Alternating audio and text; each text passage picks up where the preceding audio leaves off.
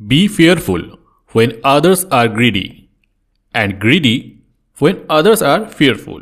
Warren বাফেটের এই কোর্সটা যেন আজকের আমাদের এই ভিডিওতে একদম সঠিকভাবে বসে যায়। যখন বাজার ভয় কাঁপে তখনই বড় খেলোয়াড়রা আসল চাল দেয়।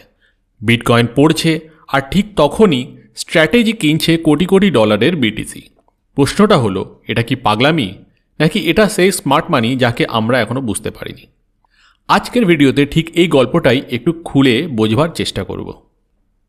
বন্ধুরা, আজকের বড় খবরটা এসেছে ক্রিপ্টো দুনিয়ার একেবারে কেন্দ্র থেকে। মাইকেল সেলারের কোম্পানি স্ট্র্যাটেজি, যাকে আমরা বিশ্বের সবচেয়ে বড় পাবলিক বিটকয়েন হোল্ডার বলি, তারা আবারও বিশাল কেনাকাটা করেছে। যখন বিটকয়েনের দাম সাময়িকভাবে $৭৫,০০০ নিচে নেমে গিয়েছিল, ঠিক তখনই স্ট্র্যাটেজি কিনেছে ৮৫৫ বিটকয়েন। এই কেনাকাটার মোট মূল্য প্রায় $৭৫.৩ মিলিয়ন। এখন এটাকে যদি একটু সহজ করে বলি, এসইসি ফাইলিং মানে হলো ইউএস সিকিউরিটি অ্যান্ড এক্সচেঞ্জ কমিশনে জমা দেওয়া সরকারি নথি, যেখানে বড় কোম্পানিগুলো তাদের কেনা বেচার তথ্য প্রকাশ করে। সেই নথি অনুযায়ী স্ট্র্যাটেজি প্রতি বিটকয়েন গড়ে কিনেছে $87,974 দামে, অথচ বাজারে তখন দাম ওঠানামা করছিল। সপ্তাহের শুরুতে বিটকয়েন ছিল $87,700 ওপরে, একসময় $90,000ও ছুঁয়েছিল। আবার রবিবার হঠাৎ করে $75,000 নিচে নেমে যায়। এখানে একটা প্রশ্ন মাথায় আসা খুবই স্বাভাবিক, দাম যখন পড়ছে তখন কেন কেউ কিনবে? ধরুন আপনি যদি বিশ্বাস করেন যে ভবিষ্যতে একটা জমির দাম অনেক বাড়বে, তাহলে আপনি কি দাম কমলে কিনতে চাইবেন নাকি দাম বেশি হলে? ঠিক সেই লজিকটাই এখানে কাজ করছে। এই নতুন কেনাকাটার পর স্ট্র্যাটেজির মোট বিটকয়েন হোল্ডিং দাঁড়িয়েছে 7,13,502 বিটিসি। মোট খরচ প্রায় $54.26 বিলিয়ন। তাদের গড় কেনাকাটার দাম বা অ্যাভারেজ প্রাইস এখন $76,052 প্রতি বিটকয়েন। অ্যাভারেজ প্রাইস মানে হলো সব বিটকয়েন মিলিয়ে গড়ে প্রতি কয়েন কত দামে কেনা হয়েছে। সবচেয়ে ইন্টারেস্টিং বিষয়টা হলো, এইবার বিটকয়েনের দাম সাময়িকভাবে স্ট্র্যাটেজির অ্যাভারেজ পারচেসড কস্টের নিচে নেমে গিয়েছিল। মানে কোম্পানি যেই দামে গড়ে বিটকয়েন কিনেছে, বাজার দাম তার থেকেও কম ছিল। 2023 সালের শেষের পর এই প্রথম এমনটা হলো। কিন্তু এটা কি নতুন ঘটনা? না। ইতিহাসের একটু পিছনে তাকালে স্ট্র্যাটেজি 2020 সালের আগস্টে তাদের বিটকয়েন স্ট্যান্ডার্ড শুরু করে। 2022 সালের মে মাসে বিটকয়েনের দাম $30,000 নিচে নেমে যায়, অথচ তখন স্ট্র্যাটেজির অ্যাভারেজ পারচেস প্রাইস ছিল প্রায় $30,600। সেই সময় বাজারে ভয় ছিল চরমে।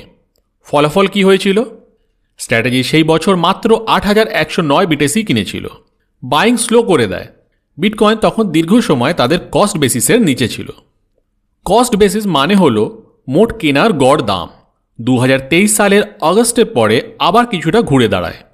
সেই সময়ের স্ট্র্যাটেজির মোট 7 বার কেনাকাটা করে 28,560 বিটিসি যোগ করে। মজার ব্যাপার হলো, এই সময় কেনা বিটকয়েনই তাদের মোট হোল্ডিংসের প্রায় 22% ছিল। এখন আসি ভবিষ্যতের দিকে। পলি মার্কেট নামের একটি প্রিডিকশন প্ল্যাটফর্ম, যেখানে মানুষ টাকা লাগিয়ে ভবিষ্যৎ নিয়ে বাজি ধরে, সেখানে একটা চমকপ্রদ তথ্য এসেছে। যদিও অনেকে মনে করছে বিটকয়েন আবার $65,000 নিচে যেতে পারে, তবুও পলি মার্কেট দেখাচ্ছে 81% সম্ভাবনা যে 2026 সালের মধ্যে স্ট্র্যাটেজির বিটকয়েন হোল্ডিংস 8 লাখ বিটিসি ছুঁয়ে ফেলবে। একটু হিসাব করি, এখন তাদের কাছে আছে প্রায় 7,13,500 বিটিসি। 8 লাখে যেতে হলে আরও অত্যন্ত 87,000 বিটকয়েন কিনতে হবে। প্রশ্ন হলো, বাজার পড়লে কি তারা আবার আগ্রাসীভাবে কিনবে নাকি ধীরে চলবে? সবচেয়ে একটা বড় ভবিষ্যৎবাণী, মাইকেল সেলার নিজেই একবার বলেছিলেন 2046 সালের মধ্যে বিটকয়েনের দাম প্রতি কয়েন $21 মিলিয়ন পর্যন্ত যেতে পারে। শুনতে অবাস্তব লাগলেও 10 বছর আগে কেউ ভাবতে পেরেছিল বিটকয়েন $90,000 ছোঁবে? তাহলে প্রশ্নটা আপনার কাছে, স্ট্র্যাটেজি কি সত্যি ইতিহাসের সবচেয়ে বড় বিটকয়েন বেট খেলছে, নাকি তারা ভবিষ্যতের একটা নতুন ফাইন্যান্সিয়াল সিস্টেম আগেই দেখে ফেলেছে? আপনি হলে কি দাম পড়লে কিনতেন নাকি অপেক্ষা করতেন? এই ভিডিওটার তথ্যগুলো নেওয়া হয়েছে ট্রেডিং ভিউ এবং কয়েন টেলিগ্রাফ থেকে। যদি এমন গভীর ক্রিপ্টো আর মার্কেট অ্যানালিসিস ভালো লাগে, তাহলে ভিডিওটা অবশ্যই একটা লাইক করবেন। মতামত কমেন্টে জানাবেন আর চ্যানেলটা সাবস্ক্রাইব করতে ভুলবেন না। দেখা হবে তাহলে পরের ভিডিওতে।